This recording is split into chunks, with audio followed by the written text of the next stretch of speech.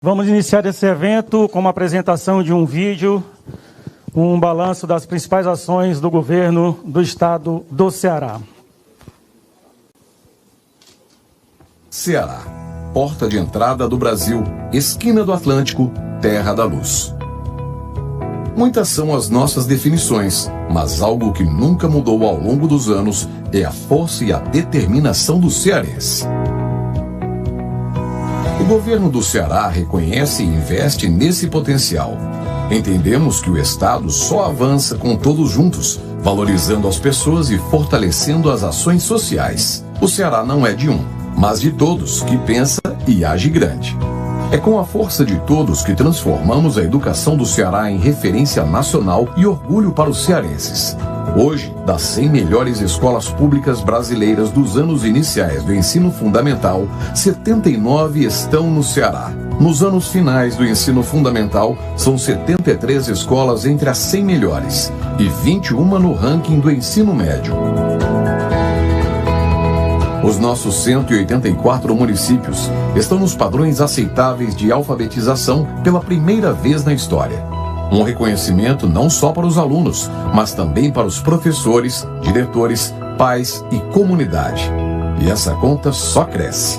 Afinal, já somamos mais de 50% de nossas escolas com ensino em tempo integral, garantindo currículo rico e 3 refeições diárias em centenas de escolas. Muitas delas em comunidades rurais e agrícolas, indígenas e quilombolas, com conteúdos para cada realidade. Ainda na educação, rompemos as fronteiras com os 11 centros cearenses de idiomas, ensinando em estrutura de ponta, inglês, espanhol e francês a estudantes da rede estadual. Como te llamas? Eu me llamo Carlita. A bolsa de estudo do Avance auxilia quem faz universidade longe de casa. Na graduação, o Ceará reconheceu dívida histórica ao garantir lei de cotas para negros e negras no acesso às universidades estaduais e também em todos os concursos públicos no estado. Para alunos da rede pública, a distribuição de mais de 340 mil chips de acesso à internet e de 300 mil tablets reduz distâncias e aproxima o conhecimento a qualquer hora e qualquer lugar. O Bolsa Busca Ativa e a aquisição de absorventes íntimos para mais de 115 mil alunas combatem a evasão escolar e pobreza menstrual. Tudo isso dentro do Ceará Educa Mais, um conjunto de ações que delineiam todo o trabalho desenvolvido e que agora virou lei. O que também virou lei foi o programa Mais Infância Ceará. Através de uma rede que acolhe as crianças desde o nascimento, o Mais Infância é responsável pela construção de quase 300 equipamentos, entre centros de educação infantil, praças Mais Infância, brinquedopraças, brinquedocreches e núcleos de estimulação precoce que, com profissionais de primeira linha, ensinam, protegem e estimulam as crianças. As famílias e entidades sociais que atuam na infância também são contempladas como Mais Nutrição, que evita o desperdício de alimentos e já doou mais de 1.300 toneladas para a nossa população. O cartão Mais Infância foi ampliado na pandemia e beneficia 150 mil famílias com transferência de renda mensal para quem mais precisa. Os alunos da rede pública também ganharam kits alimentação e vale alimentação. Outro reforço fundamental é o auxílio cesta básica, com crédito de R$200 para as compras no comércio local, que beneficiam 30 mil pessoas. Já o Vale Gás Social repassou mais de 500 mil botijões e deve virar política pública permanente. As ações do governo do Ceará beneficiaram mais de 3 milhões de cearenses, com investimento superior a R$1 bilhão. O Estado pagou a conta de água e luz para centenas de milhares de famílias de baixa renda. Os catadores de resíduos sólidos, agentes jovens ambientais, profissionais de setores de eventos e de alimentação fora do lar também ganharam auxílios mensais. O Ceará Cred oferece linha de crédito de R$500 a R$5.000 para apoiar os microempreendedores e movimentar a economia, num investimento de R$100 milhões. E para completar, o governo do Ceará criou o programa Mais Empregos Ceará, medida inovadora que vai gerar 20 mil empregos de forma imediata. O Estado paga metade de um salário mínimo por 6 meses de cada trabalhador contratado pelos setores de comércio e serviços. Para além das ações sociais, a pandemia acelerou medidas para a saúde pública, processos foram modernizados e a interiorização dos serviços implementada. Os mais de 5 mil leitos abertos pelo governo do Ceará em dezenas de municípios agora atendem a população, seja em casos de Covid ou em especialidades que antes necessitariam de tratamento na capital ou nos hospitais regionais. 3 hospitais particulares foram adquiridos pelo Estado e hoje atendem com excelência a quem necessitar de internação via SUS. Realizamos uma série de medidas de prevenção durante a pandemia, sempre respeitando e valorizando a ciência. Criamos 2 comitês com representantes das principais instituições cearenses e com os mais renomados especialistas em saúde do Estado. Lançamos campanhas para incentivar o uso de máscaras e publicamos decretos de isolamento social. Salvar vidas sempre será a nossa prioridade. Nossa luta agora é pela chegada de mais vacinas. Adquirimos de forma direta 3 milhões de doses da Coronavac, que em pouco tempo estarão à disposição dos cearenses. Em breve retornaremos à normalidade, com segurança e em respeito a quem luta para frear o vírus no Ceará e aos nossos irmãos e irmãs que nos deixaram desde o ano passado. Nossa economia avança aliando modernidade, boas práticas e sustentabilidade. O Ceará atua para atrair investimentos, como os hubs aéreo, portuário e de dados, transformando o Estado em epicentro de um novo mercado em que as conexões mundiais passam por aqui. Nas energias renováveis, fora o potencial instalado de centenas de usinas eólicas e solares, fechamos acordos para explorar o hidrogênio verde, uma energia limpa a partir da hidrólise da água, que em breve se tornará referência mundial. Além da atração de recursos, o Ceará aplica diretamente na economia. São milhares de empregos gerados e quase 2,4 bilhões de reais investidos em cerca de 3 mil quilômetros de estradas no Ceará de ponta a ponta. Entregamos aeroportos, mais de 35 mil unidades habitacionais e centenas de obras, como escolas, equipamentos esportivos, unidades de saúde e assistência social, levando urbanização, serviços, lazer e mais segurança para a população. Por falar em geração de empregos, o Ceará abriu concursos na área da saúde, com 6 mil vagas, na segurança pública, com 3 mil vagas, e outras áreas. Além disso, convocamos quase 2.500 professores aprovados no último concurso. São mais de 20 mil contratações para o serviço público desde 2015. Na cultura, o governo do Ceará investe 1,5% do orçamento do Executivo para fortalecer a área, com dezenas de editais e construção de equipamentos culturais em Fortaleza e no interior. O Ceará é um estado que valoriza e acredita na cultura como desenvolvimento estratégico. Nos recursos hídricos, avançamos com a entrega de milhares de cisternas e sistemas de abastecimento d'água. O Cinturão das Águas do Ceará aproxima o São Francisco de nossas bacias. Na agricultura familiar, são mais de R$1 bilhão investidos em projetos como São José e Hora de Plantar, além de outras ações para beneficiar nossos agricultores e agricultoras.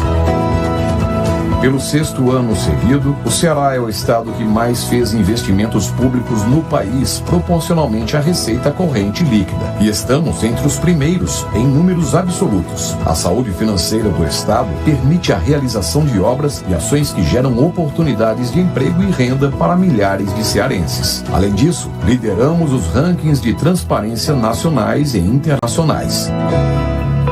É assim. Aliando sensibilidade, visão de futuro e gestão eficiente que o Ceará segue avançando junto de seu povo. Um estado feito de pessoas, para pessoas. O trabalho não pode parar. Senhoras e senhores, um resumo das ações do governo do estado do Ceará. Teríamos material aí, governador, para umas 3 horas de vídeo. Fizemos um resumo. Agora, com uma palavra, o governador do estado do Ceará, Camilo Santana.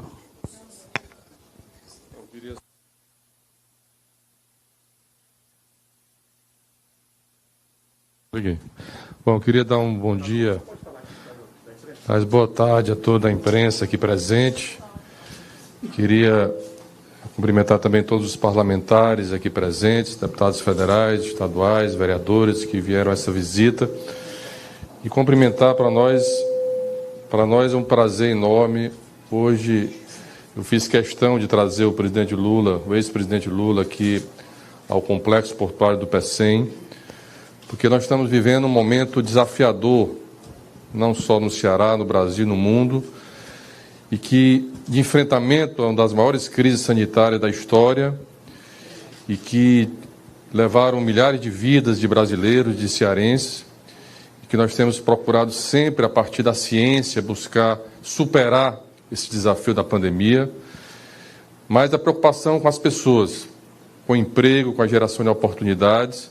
E aqui, presidente Lula, nós estamos visitando uma área onde o Ceará vem apostando como uma estratégia de desenvolvimento. O Ceará vem apostando na construção de 3 hubs. O hub aéreo, o Ceará tinha apenas 8 voos internacionais diretos de Fortaleza. Nós chegamos a ter 48 voos internacionais, com voo direto para Paris, para Amsterdã, para Lisboa, para Barcelona, para Miami, para Orlando. Infelizmente, a pandemia, porque vários lugares do mundo, os hubs aéreos levaram desenvolvimento e oportunidade para as pessoas. E nós somos o ponto mais próximo da Europa. A grande prova disso é que todos os cabos de fibra ótica que entram no Brasil, que levam conectividade para o país, passam pelo Ceará. E a estratégia disso também no ramo tecnológico. E esse espaço aqui, um porto que foi um porto razoavelmente novo, tem 19 anos de vida, foi inaugurado em 2002, passou por uma série, e nós fizemos aqui uma série de investimentos, praticamente foi triplicado o tamanho do porto. Em 2010, quando o senhor era presidente, o Ceará lutou muito para transformar aqui numa ZPE, uma zona de processamento de exportação. E que hoje, presidente, é a única zona de processamento de exportação em funcionamento no país, é essa daqui do Ceará, que atraiu um dos maiores investimentos privados do Brasil, que é a Companhia Siderúrgica do Pecém, os investidores brasileiros da Vale e da POSCO, e coreanos da POSCO e da Dongcook, que hoje, direto e indiretamente, só a siderúrgica gera 18 mil empregos nesse complexo. Aqui nós temos um porto moderno, com calado natural, custo operacional baixo. Se o senhor teve a oportunidade de visitar, viu 2 esteiras transportadoras de minério e de carvão. Poucos portos do mundo têm equipamentos daquele porte. Todos os investimentos públicos feitos pelo governo do Estado, com financiamentos de bancos, e que hoje nós inauguramos, hoje nós já somos o 7º porto do país. Esse semestre nós chegamos a movimentar 10 milhões de toneladas aqui nesse porto, no primeiro semestre. Nós vamos bater nosso recorde esse ano. Somos os maiores exportadores de frutas, de melão, de melancia do Brasil, sai por esse porto. Temos a siderúrgica, que produz 3 milhões de toneladas de aço, que foi inaugurada em 2016, que manda aço made in Ceará para a Europa, para os Estados Unidos e para a Ásia. Todo esse complexo, nós estamos aqui hoje na zona de processamento e exportação, que o senhor aprovou em 2010, que hoje é uma realidade, que mostra a importância dessa zona de processamento. O senhor teve a oportunidade de conhecer a ampliação da segunda área. Hoje são 6 mil hectares, e agora nós estamos atraindo empresas internacionais, inclusive numa estratégia que talvez vai mudar o perfil econômico do Ceará, que é a produção do hidrogênio verde, um novo combustível sustentável, que o mundo todo está buscando pelas metas que tem de alcançar. Portanto, presidente, aqui nesse complexo hoje, nós geramos em torno de 30 mil empregos e fizemos uma parceria importante em 2016 com o maior porto da Europa, uma joint venture com o porto de Roterdã. Hoje todo esse complexo, todo o patrimônio é do povo cearense, mas temos uma parceria com o porto de Roterdã, que é uma grife, é um dos grandes que abre as portas do Ceará para o mundo. Já somos aqui um dos portos que mais faz cabotagem no Brasil. Exportamos aqui material da energia eólica, de pás eólicos. Temos 2 grandes empresas instaladas aqui de pás eólica, de geradores de energia eólica utilizados na produção de energia eólica. Portanto, a importância da sua presença aqui hoje é exatamente para a gente mostrar o quanto nós precisamos gerar oportunidades de emprego para a população brasileira e especialmente aqui para a população do Ceará. Portanto, eu queria dar as boas-vindas, dizer da alegria de tê-lo aqui e queria entregar às suas mãos um equipamento que foi desenvolvido simples, mas que foi desenvolvido aqui no Ceará. É um capacete Elmo. Esse capacete já ajudou a salvar mais de 3.000 vidas, não só no Ceará. Na crise de Manaus, nós mandamos para lá. Ele reduz 65% a necessidade de intubação do paciente na Covid, aprovado pela Anvisa, né? Uma parceria com a Federação das Indústrias, com a Universidade, desenvolvido pela Escola de Saúde Pública do Governo do Estado do Ceará. E é um equipamento que salvou muitas vidas no Ceará e em vários estados brasileiros. Então, eu queria aqui entregar. Isso mostra a importância da ciência, da pesquisa, da tecnologia, e esse é um resultado efetivo, né, aqui hoje. Ao invés de você entubar, o paciente coloca a cabeça aqui dentro e respira toda... Mas não faz isso na minha cabeça. Não. Não é melhor botar, não. Mas eu queria entregar como uma forma de mostrar o resultado da importância da ciência e da tecnologia. Tem para todo tipo de cabeça. Aqui foi criado no Ceará e produzido aqui no Ceará. E você mandou um de presente? E já está no protocolo. Você mandou um de presente para o Ministério da Saúde? Entregamos pessoalmente ao Ministério. Já está no protocolo do Ministério da Saúde do governo brasileiro. Tá bom. Mas o Bolsonaro não sabe ainda. Bom, obrigado, Tito. Obrigado.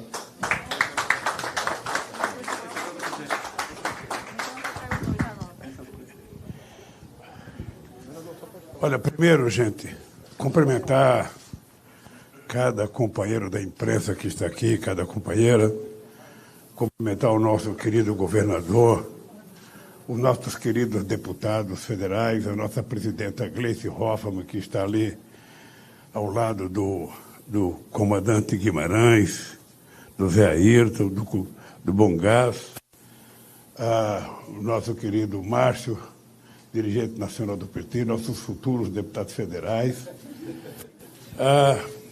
Eu vou dizer para vocês a alegria de vir aqui hoje. Primeiro, faz tanto tempo que a gente não ouve nesse país a palavra desenvolvimento econômico, a palavra crescimento econômico, a palavra geração de emprego e a palavra distribuição de renda, que eu fiquei muito feliz de saber que a minha agenda primeira no Ceará era visitar o Porto, era visitar os companheiros de todo o complexo portuário, visitar, sabe, ver como é que funciona e poder saber, com uma certa alegria por conta do Ceará, mas com uma certa tristeza por conta do restante do Brasil. Porque a ZPE era uma coisa reivindicada por quase todos os governadores do país quando eu era presidente, era reivindicada por muitos líderes políticos dentro do Congresso Nacional, da Câmara e do Senado, e depois de muito debate a gente consegue aprovar. E eu pensei que já tinha umas 30 funcionando, e veio aqui para o Ceará, e é a única ZPE que está funcionando numa demonstração da competência do povo do Ceará e do governo do Ceará, que foram atrás da realidade, a possibilidade do Ceará se transformar num grande país, não exportador apenas, sabe, de fruta, de grãos, mas um exportador de produtos manufaturados, de tecnologia, sabe? E isso é gratificante, saber que esse complexo com a siderúrgica já está gerando 34 mil empregos diretos e indiretos, é tudo que os meus ouvidos queriam ouvir. Porque é tudo que falta no Brasil de hoje, é efetivamente a geração de emprego, é o aumento de salário, é a transferência de renda. E eu quis Deus que eu viesse ouvir essa palavra tão importante na minha vida aqui no estado do Ceará. E, além do mais, ver o capacete salva-vida, né? Porque eu não consigo entender como é que um país que tinha a capacidade de vacinação que tinha o Brasil. Eu lembro que em 2010, quando surgiu o H1N1, ou seja, nós vacinamos em 3 meses 83 milhões de pessoas. Nós já estamos há quase 2 anos com o Covid e ainda não vacinamos metade da população brasileira, sabe, com as 2 vacinas necessárias.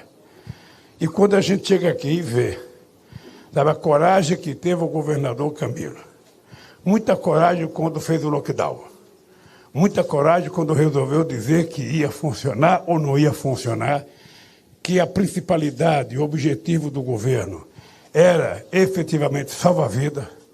Nem sempre isso é bem aceito em algumas áreas empresariais, em algumas áreas do comércio, mas a coragem e a determinação do Camilo fez com que o Ceará pudesse ter mais gente viva hoje que poderia ter morrido se ele fosse um governo irresponsável.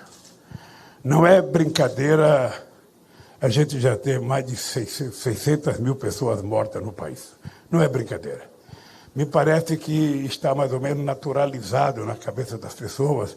Ah, já morreu 4 mil, agora está morrendo apenas 1.000 por mês. É muita gente morrendo por dia. É muita gente morrendo. E uma parte dessa morte foi por irresponsabilidade do chefe de governo que não soube cuidar das coisas mais simples.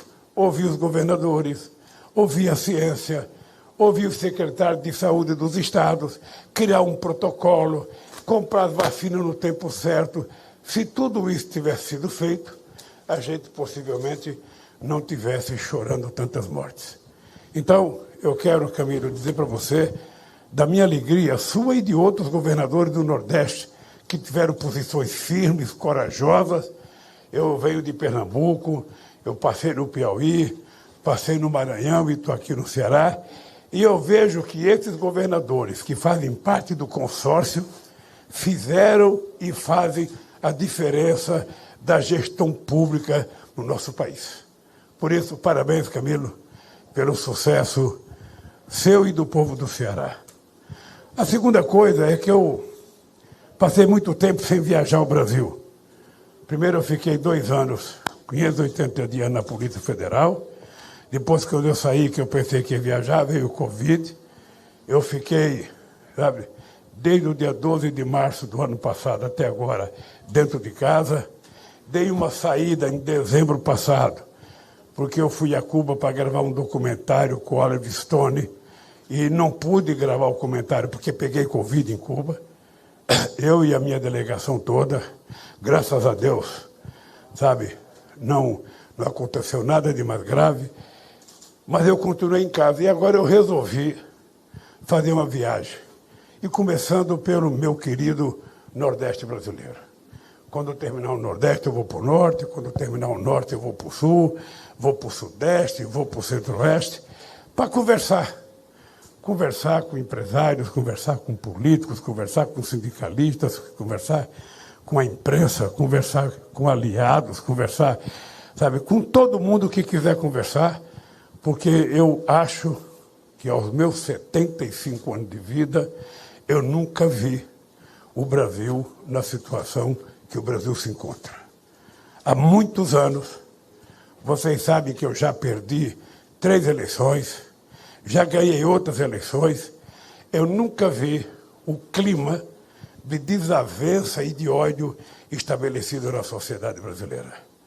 Eu nunca vi o Brasil com um presidente que levanta todo dia de manhã e a primeira coisa que ele faz é provocar alguém, é instigar alguém, é contar 4 ou 5 mentiras logo de manhã para que essas mentiras sejam reproduzidas o dia inteiro na imprensa brasileira, e assim, sabe, esse cidadão procede desgovernando o Brasil de forma irresponsável, sem se preocupar que nós temos hoje mais de 19 milhões de pessoas que voltaram a passar fome. Tem mais de 40 milhões de pessoas em segurança alimentar, pessoas que não comem as calorias e as proteínas necessárias à sobrevivência humana. E esse cidadão não dá uma palavra. O PT e os deputados de esquerda no Congresso Nacional entraram há mais de 6 meses atrás com um projeto para ampliar o Bolsa Família para R$600. Ele até agora, além de fazer o auxílio emergencial de 300, está prometendo uma Bolsa Família, que eu não sei se 400, não sei se já mandou medida provisória, ou de 300. O dado concreto é que o Estado não cumpre a função. Depois da gente ver um programa de televisão, um documentário apresentado aqui, e a gente assiste a preocupação do Estado em cuidar de todos, mas cuidar preferencialmente das pessoas que mais precisam, a gente vê, no caso do Brasil, um governo que não cuida absolutamente de ninguém. Porque ele não governa o país. Quem governa o país é o Guedes, só vendendo empresa. Quem governa o país é o presidente da Câmara, sabe, com o auxílio emergência, com a verba, o orçamento do relator, que eu não conhecia que existia na história do parlamento brasileiro, em que o relator coloca não sei quantos bilhões à disposição de construir a maioria do presidente da República. Então eu estou viajando, daqui eu ainda vou ao Rio Grande do Norte, vou à Bahia, e depois vou regressar a São Paulo e vou continuar viajando para tentar discutir uma solução para que a gente garanta de volta a democracia no Brasil, o crescimento econômico no Brasil, a distribuição de riqueza no Brasil, a melhora da educação no Brasil, porque também na educação ele está desmontando tudo que foi criado, a ponto do ministro da Educação falar 2 bobagens essa semana. Uma é de que a universidade tem que ser para pouca gente e não para muita gente.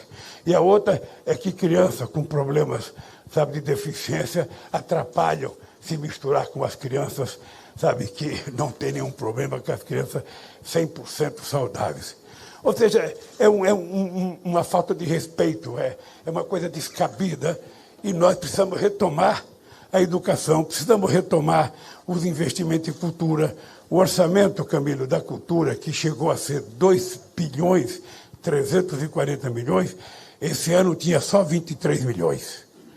Ou seja, não existe cultura, sabe, na cabeça dessa gente. Ao mesmo tempo, sabe, a desmoralização do Brasil a nível internacional. Não sei se vocês já perceberam, faz exatamente 3 anos que não vem nenhum presidente do exterior visitar o Brasil e o governo brasileiro não é convidado para visitar nenhum país. Não somos uma ilha, mas estamos sendo tratados como se fôssemos uma ilha sem vizinhos por perto. Nós que tínhamos estabelecido uma forte aliança com a América do Sul e a América Latina, nós que tínhamos feito uma forte aliança com os países africanos, nós que tínhamos uma respeitabilidade muito grande em toda a União Europeia, nós que conversávamos com a China, com os Estados Unidos e com a Rússia em igualdade de condições, nós que estávamos disputando uma vaga no Conselho de Segurança da ONU, hoje somos tratados como se fôssemos paira, sabe, da política internacional. Porque ninguém efetivamente acredita, sabe, que esse cidadão possa ser civilizado. Ele não se comporta como civilizado, ele adora receber, sabe, o representante do partido nazista, sabe, no seu gabinete. O Trump e o filho do Trump o elege como o maior direitista do planeta Terra hoje, ou seja, eu nunca imaginei que o Brasil pudesse ser o símbolo da direita mundial. Nunca imaginei. Então, por conta disso, eu estou viajando, quero me colocar à disposição de vocês, para vocês fazerem as perguntas que vocês entenderem que deva ser feito. Não sei quantas perguntas vocês combinaram. As perguntas podem ser feitas para mim, pode ser feita para o Camilo, tá? E eu paro de falar, pedindo um pouquinho d'água aqui para vocês começarem a fazer as perguntas. Beleza, pessoal, vamos iniciar então a entrevista coletiva. Enquanto o presidente Lula toma uma água, a gente vai passar a palavra a Luiz Regadas, jornalista que tem um questionamento. Fica bom. Boa tarde a todos e a todas. Eu sou Luiz Prata Regadas, do blog TVW12.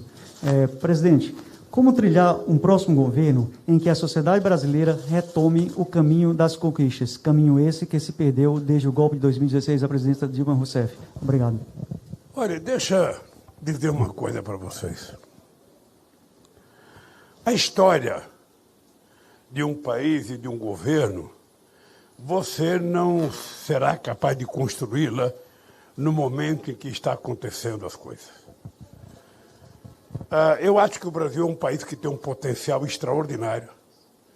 É importante vocês lembrarem como eu peguei o Brasil em 2003. É importante vocês lembrarem como estava a inflação e como estava o desemprego.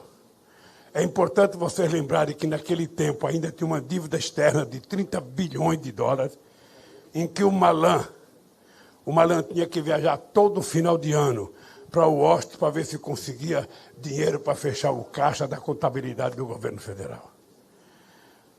É importante lembrar, sabe, que a Dilma fez um governo excelente, sabe? E a Dilma pode ter errado em algumas coisas que eu acho que nós vamos ter que analisar bem o que aconteceu. A Dilma fez uma política de manutenção das políticas sociais. A gente não pode esquecer que quando a Dilma, em 2014, foi reeleita, o desemprego no Brasil era 4,3%. 4,3% é considerado pleno emprego em qualquer lugar do mundo. E como é que a Dilma conseguiu isso? Mantendo todas as políticas públicas de transferência de renda que a gente tinha feito. A Dilma continuou fazendo o programa Luz para Todos, continuou fazendo o programa Água para Todos, continuou fazendo o PA, continuou incentivando a agricultura familiar, sabe? Continuou fazendo tudo aquilo que a gente estiver fazendo no social. O que aconteceu? A Dilma fez um processo de desoneração que eu acho que foi exagerado. Entre 2011 e 2014, nós chegamos a fazer uma desoneração de 540 bilhões de reais. Obviamente que o Camilo, como governador, sabe, se ele tirar 40 bilhões do orçamento dele, vai ter muita dificuldade. Quando ela tentou consertar, ela mandou uma medida provisória e o Congresso Nacional recusou fazer as mudanças que ela queria. Bem, não sei se foi só isso, deve ter outras coisas que aconteceram para que a gente não tivesse terminado o governo da Dilma, sabe, numa posição infinitamente melhor. Mas o que nós queremos fazer agora é o seguinte: eu digo todo santo dia que não tem nenhum país do mundo que tenha dado certo sem que antes houvesse um investimento na educação. Era por isso que eu tenho muito orgulho de, embora não ter um diploma universitário, eu sou o presidente que mais fiz universidade na história desse país, mais colocamos alunos na universidade.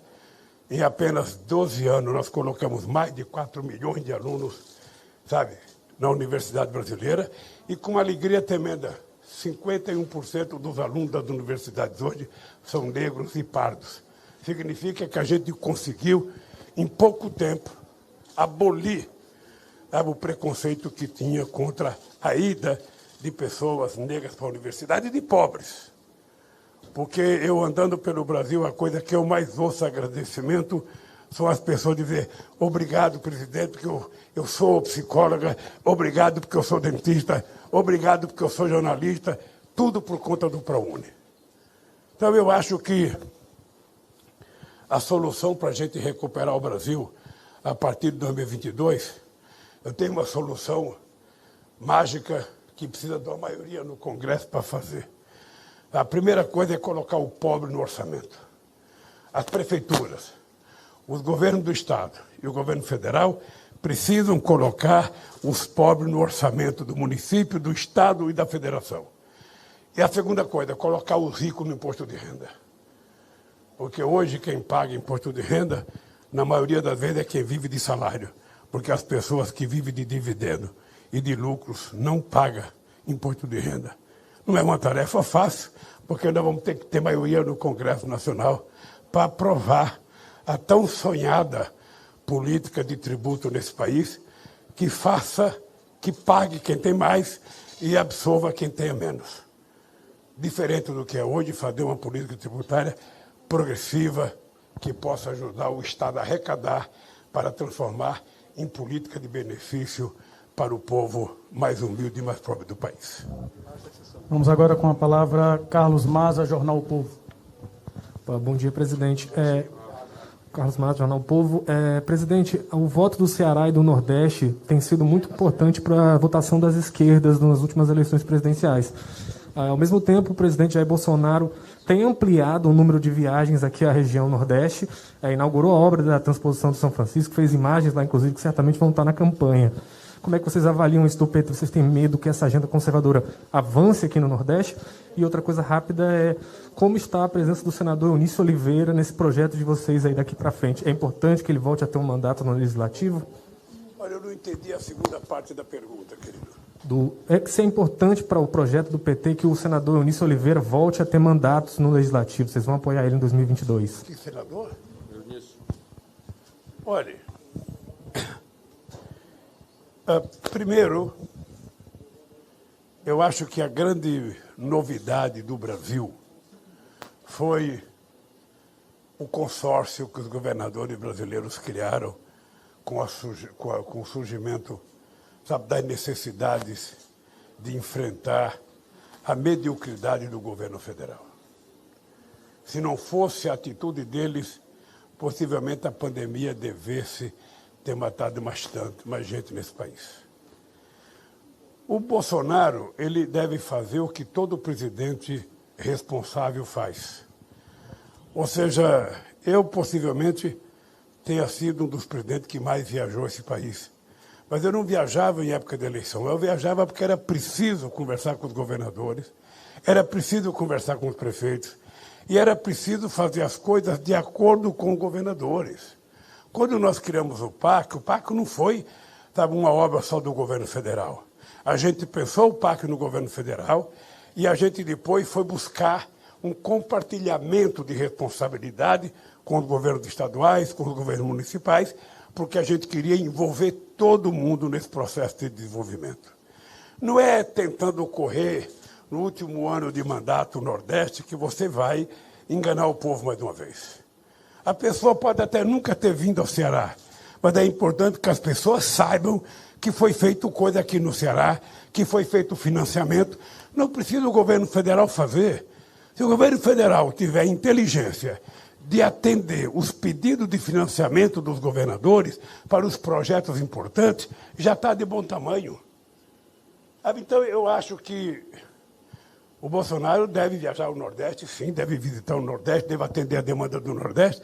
Eu passei agora no Porto aí, tinha um terminal de regasificação, sabe, da Petrobras, que não está funcionando. Tinha um navio aí, tiraram o navio. O governador Camilo está reivindicando da Petrobras, sabe, que aquele terminal portuário seja dado para que o governo do Ceará possa administrar aquilo de acordo com a necessidade de crescimento do porto. E até agora ele não tem uma resposta positiva, porque, efetivamente, a Petrobras está sendo desmontada. A coisa pública nesse país está sendo desmontada. E a importância da coisa pública a gente vê quando vem visitar um porto desse. Um porto moderno, um porto que está crescendo, e o governador não abre mão de que o porto seja, sabe, um porto administrado, sabe, pelo Estado. Em parceria com o Porto de Roterdã, que tem 30% da participação no desenvolvimento, no lucro desse porto. É assim que a gente faz as coisas e é assim que a gente faz o Brasil crescer. Lamentavelmente, o governo federal não sabe fazer isso. A segunda coisa, o Eunício foi meu ministro das Comunicações. O Eunício foi um deputado importante, depois foi senador importante. Eu acho que a minha relação com o Eunício foi a melhor possível. Agora, eu não posso, sabe, dizer o que vai acontecer, se ele vai ser deputado, se ele vai ser senador, se ele vai ser candidato a alguma coisa. Eu devo conversar com ele segunda ou terça-feira. Aí depois eu posso dizer para você o que ele quer ser. Sabe, eu não posso ter ingerência, nos partidos políticos que vão lançar os candidatos aos seus cargos públicos. Mas eu acho que o Eunício ajudaria muito no Congresso Nacional. Próxima pergunta, Alisson Ferreira, TV Vesmares. Boa tarde, presidente. Boa tarde a todos. A gente precisa... Estou aqui, ó, desse lado. Pronto, a gente precisa falar sobre essa não vinda na refinaria, né? O senhor voltando para esse espaço aqui, queria que o senhor falasse sobre essa não vinda na refinaria, né? O senhor está voltando para esse espaço, queria que o senhor comentasse essa negociação que acabou não dando certo. Não, veja, eu vim aqui anunciar a refinaria num terreno que estava disponibilizado para a refinaria, porque a gente imaginava que com a descoberta do pré-sal, a gente teria que virar exportador de derivados e não apenas exportador de óleo cru. Eu sinceramente, fico decepcionado como é que estancaram a refinaria do Ceará e a refinaria do Maranhão. Eu fico e estão vendendo outras, estão privatizando outra refinaria. É um descalabro, porque o Ceará poderia ter uma refinaria aqui, o Ceará poderia ter uma indústria química aqui, o Ceará poderia estar fazendo com que o povo do Ceará tirasse proveito da existência de uma refinaria aqui. Lamentavelmente, eu saí do governo em 2010 e isso não aconteceu mais. Tá? Mas eu acho que o Ceará não pode perder a esperança de que um dia pode ter uma refinaria aqui. Foi por conta dessa briga toda que está aí a siderúrgica. Né? A siderúrgica veio aí, inclusive, para poder ocupar o espaço que, não o espaço físico, mas o espaço econômico que a refinaria poderia cumprir. E eu fico feliz que ela esteja produzindo e gerando 7 mil empregos e exportando. Eu acho que o Ceará, sabe, precisa de uma refinaria. O Brasil tem petróleo, é autossuficiente. E quanto mais a gente souber explorar o nosso petróleo, mais a gente vai poder dizer para o povo brasileiro que a gente não precisa dolarizar o preço da gasolina. Você dolariza quando você importa, mas se você é autossuficiente, se você gasta em reais para você produzir, trazer o petróleo de 7 mil metros de profundidade, você não tem que colocar a dolarização nesse combustível. Aliás, um combustível que já subiu, me parece que 73%, sabe? Está ficando quase que impossível. Você tem que inventar logo o carro a hidrogênio para o povo poder parar de comprar gasolina, porque a Petrobras está tentando resolver o problema dela e não o problema do povo. Além da gasolina, o gás de cozinha está ficando um produto de luxo para a maioria das pessoas pobres desse país. O que a gente mais vê na televisão são pessoas cozinhando em 2 tijolos, com lenha embaixo e uma lata em cima. Não é possível. Não é possível que o país tenha chegado a essa degradação. E eu fico triste quando a refinaria, sabe, do Ceará não foi para frente. Eu fico triste. E nenhuma foi para frente porque estão desmontando as outras. E eu espero, sabe, que depois de 2022 o povo brasileiro possa recuperar o tempo perdido e fazer as coisas corretamente nesse país. Pergunta agora da Larissa Uênia, TV Otimista. Olá, boa tarde. Em entrevista recente, o senhor disse que ainda vai definir se vai ser candidato a presidente ou não nas eleições de 2022. Isso deve ser dito no fim deste ano ou no começo do próximo. O que o senhor está avaliando, levando em consideração para que se chegue a essa definição? E uma outra pergunta em relação ao âmbito local. Como é que o senhor pretende conciliar as tensões que acontecem aqui em relação ao apoio de candidatos da candidatura do PT ou de um candidato que tem alguma relação com o PDT, na figura da família Ferreira Gomes, e essa relação também com o Eunício Oliveira? Olha, eu acho que ainda é cedo para a gente ficar discutindo o que vai acontecer em 2022 na política. Eu acho que nós estamos numa fase de conversar com as pessoas, saber o que as pessoas estão pensando, saber se as pessoas estão preocupadas em ter alguma proposta que possa resolver, sabe, o problema que o país está vivendo, de descrédito na área econômica, de descrédito na área de geração de emprego, de descrédito no tratamento do Covid. Eu acho que são as coisas principais que a gente tem que discutir. Eu estou numa fase de conversar muito, eu estou muito tempo sem conversar com as pessoas.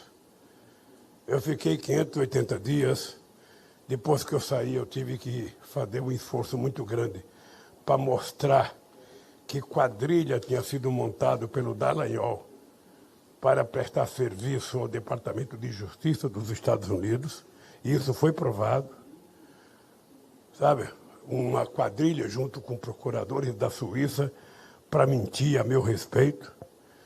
E depois que nós provamos isso, depois que eu fui inocentado, eu resolvi viajar ao Brasil para discutir política. E estou conversando com as pessoas. Sabe, a imprensa já divulgou 11 candidatos a vices meu. Sabe? Eu nem decidi se sou candidato, já tenho 11 vices. Ainda ontem, no Maranhão, um cara perguntou se eu ia indicar o Flávio Dino de vice. Já são o 12º vice. Aqui no Ceará, nós temos uma tradição política forte. O PT é um partido forte aqui no Ceará.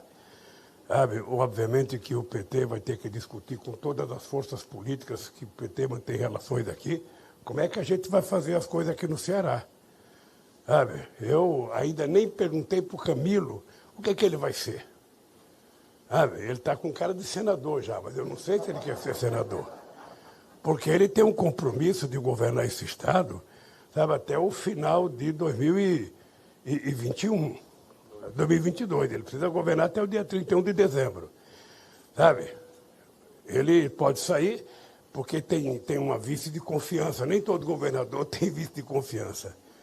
Eu não sei como é que o PT vai fazer aliança aqui, com quem que o PT vai fazer aliança aqui, mas se depender da presidenta Gleice, o PT tem que conversar com todo mundo aqui. A gente não tem que conversar só com quem a gente gosta. A gente também aprende coisas com quem a gente não gosta, com quem a gente tem divergência, sabe? Você sabe da minha relação com o Ciro Gomes. Todo mundo sabe que eu tenho uma profunda relação. Eu respeito o Ciro Gomes. Ele foi um aliado importante no meu governo, apesar de já ter disputado 2 eleições contra mim, sabe, em outros momentos. E eu fico tranquilo, eu não me incomodo, sabe, que as pessoas e meus adversários me critiquem, porque isso faz parte do jogo. O que eu não posso esperar é que um adversário vá falar bem de mim. O meu adversário tem que falar mal. Porque se ele for para a televisão e falar que eu sou bom, ele vai ter que desistir da candidatura. Então eu tenho que criticar. É assim quando entra em campo o Ceará e o Fortaleza. São 2 times cearenses, 2 times irmãos, mas quando entra em campo, os 2 querem ganhar. Então, olha, nós estamos vivendo um momento bom da política, bom do ponto de vista da preparação para 2022. Há uma visão da sociedade de que é preciso definitivamente derrotar o Bolsonaro, de que é preciso tirá-lo da política brasileira, e isso, se não for feito pelo impeachment, será feito pela eleição. Eu só posso dizer uma coisa para vocês. Eu não decidi se vou ser candidato, porque eu vou esperar o tempo, conversar com muito mais gente. Mas sendo candidato ou não, eu posso dizer para vocês que qualquer um que for para o 2º turno com o Bolsonaro, eu votarei nesse qualquer um. Eu não tenho dúvida de que qualquer um é melhor do que essa coisa eleita em 2018. Ele é o resultado da anomalia política de 2018. Você sabe o que aconteceu em 2018, você sabe a mentira que contaram a meu respeito, você sabe que me tiraram das eleições no ano das eleições, e você sabe que foi feito eleições com base no fake news, com base em muita mentira, com base, sabe, em muitas inverdades, um candidato que não foi para debate nenhum. Sabe? Então, vamos normalizar o Brasil. O Brasil precisa voltar à normalidade. As pessoas no Brasil precisam acreditar de que o Brasil pode melhorar. O povo brasileiro é bom. O povo brasileiro, o que ele quer, na verdade? O povo quer viver dignamente, o povo quer trabalhar, quer sustentar a sua família. O povo não quer um presidente falando bobagem. O povo quer um presidente governando, sabe, chamando os governadores para conversar, para discutir. Qual é o problema do Ceará, Camilo? Vamos tentar resolvê-lo. Qual é o problema, sabe, de Pernambuco? Qual é o problema do Maranhão? Sabe, resolver. Qual é o problema do Rio Grande do Sul? Um presidente que não conversa com ninguém. Um presidente que não conversa com o governador, não conversa com o prefeito, não gosta de negro, não gosta de índio, não gosta do povo LGBT, sabe, não gosta de sindicalista, não gosta de universidade, não gosta de estudante. Ou seja, esse cara, efetivamente, ele acredita que a Terra é plana. E ele tem um ministro que foi astronauta. Pode mostrar para ele a fotografia lá do céu, dizendo, o presidente não acredita, não. Mesmo o Trump caindo fora, ele ainda continua. Esses dias o Beno, que era o mentor das falcatruas do Trump, elegeu ele o maior direitista do mundo e eu o maior esquerdista do mundo. E quando eu vejo as pessoas falarem, não, nós precisamos evitar que o Lula chegue e que o Bolsonaro chegue, porque são uma polarização de dois extremos. Não. Quem falar isso está mentindo. Eu tenho uma história de vida democrática, seja no sindicato, seja no partido e seja no exercício da presidência. Eu tenho essa história. Então, o que está em disputa no Brasil é a democracia contra o fascismo. E nós vamos derrotar o fascismo. A palavra, Luana Barros, Diário do Nordeste. Boa tarde, presidente. Aproveitar aí o senhor falou no comecinho do seu discurso a respeito da violência política, dessa escalada do ódio, né? Queria saber quais são as suas preocupações para a campanha do ano que vem, sendo candidato ou não, com relação a esses extremismos. E quais os diálogos, até onde o diálogo vai, até qual partido, até, enfim, com quem não é possível dialogar nesse momento? Olha, eu tenho tentado explicar para a sociedade brasileira que o Centrão não é um partido político. Eu era deputado constituinte quando foi criado o Centrão, em 1987. Como a gente estava conquistando muitos avanços na Constituição de 88, eu lembro que o Fiuza, que era deputado de Pernambuco, eu lembro que o deputado de São Paulo, o Roberto Cardoso Alves, sabe, juntaram lá e criaram o Centrão para evitar que a esquerda continuasse avançando. E deu certo. A gente não conseguiu avançar, não retrocedeu, mas a gente não conseguiu avançar. O Centrão agora, ele foi criado para quê? Para dar sustentação ao Bolsonaro. Foi recriado para fazer o impeachment da Dilma. Ou seja, toda vez que está acontecendo alguma coisa no Congresso Nacional, as pessoas mais conservadoras se juntam na tentativa de evitar que a sociedade avance socialmente e para significar a destruição do Estado. Eles só se juntam para privatizar. Só se juntam para privatizar. Não importa o que eles estão privatizando, eles querem privatizar.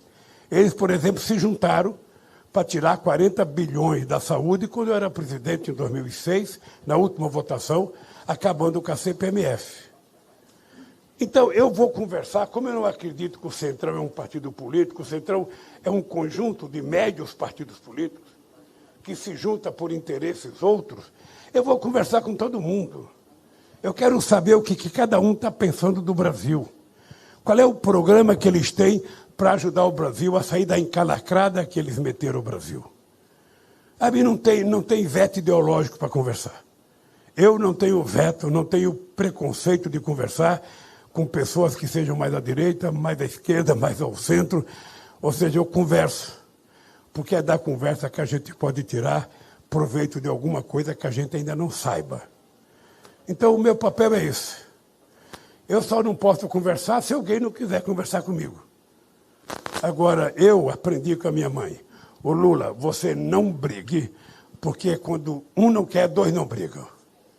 Então, eu acho que eu tenho que dar o exemplo de fazer uma campanha tranquila, serena, alegre, uma campanha falando de esperança, uma campanha conclamando o povo a participar das decisões desse país. Você sabe que no meu período de governo eu fiz 74 conferências para definir todas as políticas públicas que eu coloquei em prática. Inclusive a conferência para regulamentar os meios de comunicação, que foi convidada pelo ministro Franco Martins. A gente reuniu mais de 3.000 pessoas nessa convenção, apresentamos a proposta de regulação, só que não foi possível colocar em votação de 2010 a 2014. Mas é uma coisa que nós vamos ter que voltar a discutir, porque é preciso atualizar a regulamentação do sistema de comunicação no país. E regulamentar não significa estatizar, como pensam alguns. Ah, não, o Lula quer trazer para cá o modelo da China, o modelo de Cuba. Não. Eu quero trazer o modelo da Inglaterra, o modelo da Alemanha, o modelo da França, em que efetivamente, sabe, a imprensa é mais democrática. O dono do jornal fala em democracia quando ele pode escrever o que ele quer sem nenhuma responsabilidade. O dono do jornal ele tem o direito de ter o editorial e de colocar o pensamento empresarial. Mas na informação, ele não pode ideologizar. A informação é o que aconteceu. E nós vamos ter que discutir isso. Eu trabalho com a ideia de que nós precisamos fazer uma regulamentação na internet, porque a internet é um instrumento estupendo.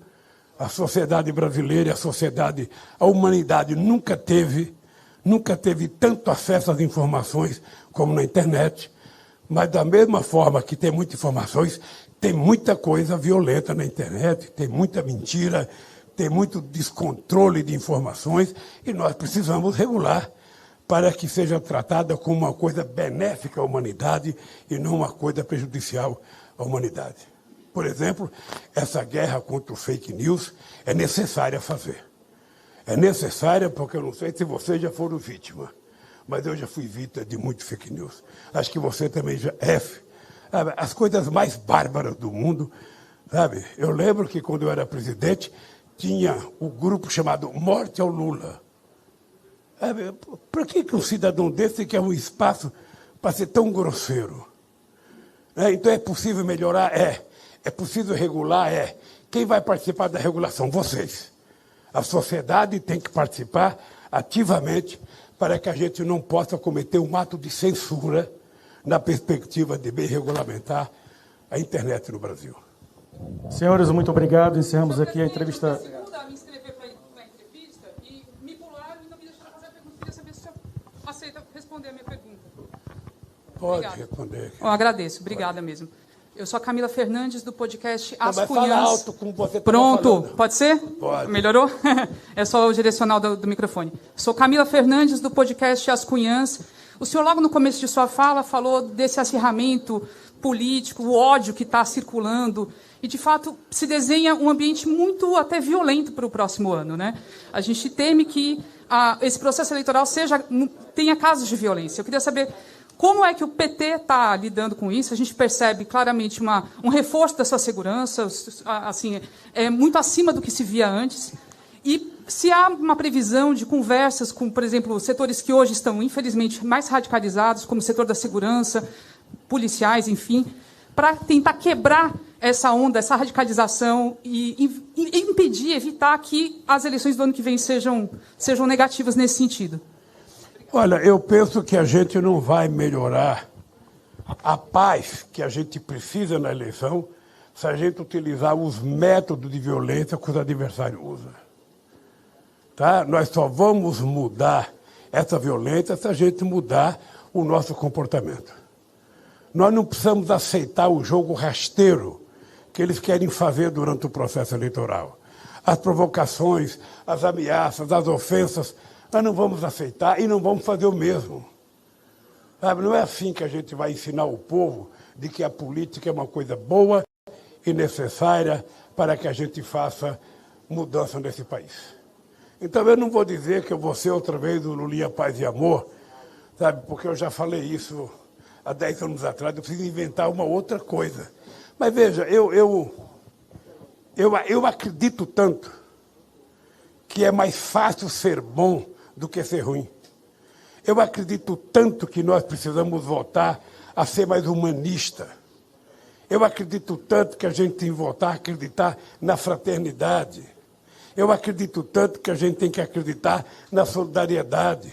Se eu vou para a rua para conclamar o povo a mudar esse país para um país com mais esperança, com mais oportunidade, eu não posso usar violência. Eu não posso fazer propaganda de armas. Eu tenho que fazer propaganda de livro. Sabe? Eu tenho que fazer propaganda de educação. Eu tenho que fazer propaganda de cultura. É assim que a gente vai fazer a campanha. E eu vou participar da campanha sendo candidato ou não sendo candidato. Eu quero ser, se não for candidato, ser um bom cabo eleitoral para ajudar todas as pessoas que eu gosto a se eleger em alguma coisa. Porque somente com gente boa é que a gente vai recuperar o país. Menos ódio, menos mentira e mais governo.